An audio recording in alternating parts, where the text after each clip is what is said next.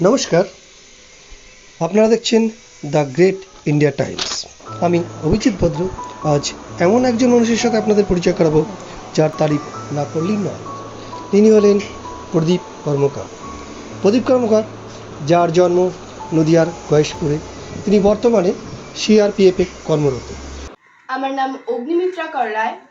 আমি এখন একটি কবিতা পাঠ করব, যার নাম শিশুদের হইচই। কবি প্রদীপ কর্মকার। আমি ইট, আমাকে পথ থেকে দূরে সরিয়ে দাও।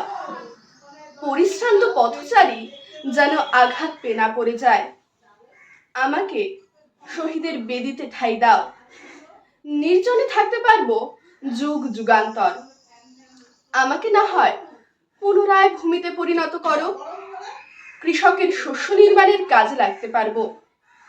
আমাকে দিয়ে তোমরা মন্দির, মসজিদ, গুরুদুয়ারা, চার্চ তৈরি করো না। ওইখানে নিত্য লেগেই আছে জাতিভেদ, ধর্মের লড়াই। কেউ মন্দির ভেঙে মসজিদ, কেউ বা মসজিদ ভেঙে মন্দির গড়তে বদ্ধপরিকর।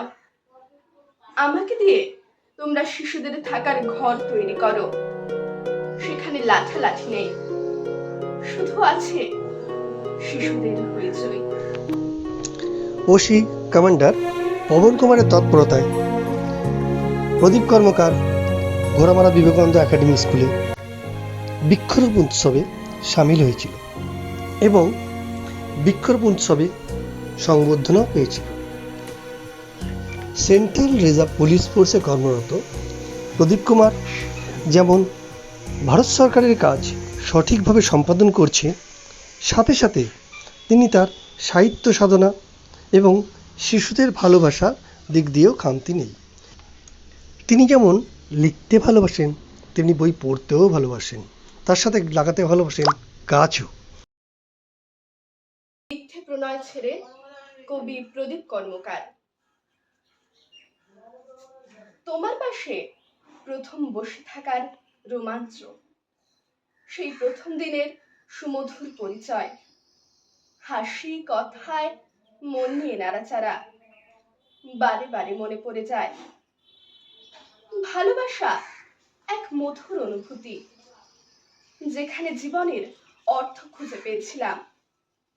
প্রশস্ত নীলাকাশে কল্পনার রং দিয়ে যে সৌধ করেছিলাম, সেখানে 1 বছরের মধ্যেই ধস নেমেছে।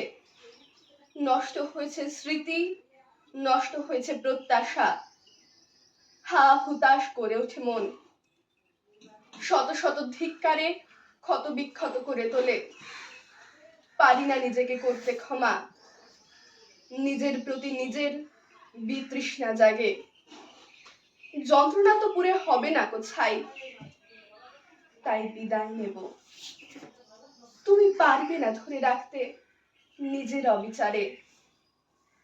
এখনো জানি না কিসের টানে বারে বারে যায় ছুটে মন তোমার পানে। ভালোবাসা সে তো হৃদয়কে ভেঙে চুরমার করে দিয়ে গেছে।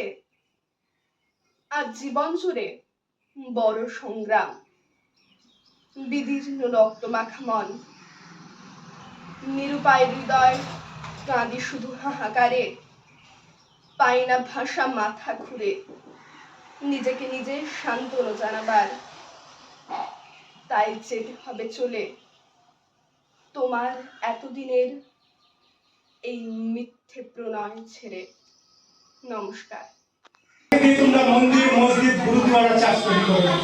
ওখানে লিখবেন লেগে আছে জাতিভেদ, ধর্মের লড়াই। কেউ মন্দির ভেঙে মসজিদ, কেউ বা মসজিদ ভেঙে মন্দির করতে বদ্ধ করে। আমাকে দিয়ে তোমরা শিশুদের থাকার ঘর তৈরি করো, সেখানে কোনো লেখালেখি নেই, শুধু আছে শিশুদের হইচই। একজন বারদ ও কাবিনের তুলে দিয়েছে আমার সন্তান ও ভাইয়েরা। ছিঁড়ে গেছে আমার প্রতিবেশীরা আগ্রহ ও বরফের মধ্যে। একদিন সীমান্তে মৃত্যুর মহড়া, মৃত্যু কি মুছে দেবে হৃদয়ের দীর্ঘ সুন্দরতা? ছবি নয়, তাই আদ্র চোখ মুছে দিও সীমান্ত বন্ধু। নিজেকে দেখি মোনালিসার মতো নারী আমি, যেন নিখুঁত কল্পনা, অথচ ছবি নয়। কাশ্মীর এখনো। কবিতা গল্প লেখার পাশাপাশি গাছ লাগাও দেশ বাঁচাও এই মর্মে ভর্তি হয়েছেন সিআরপিএফ প্রদীপ কুমার।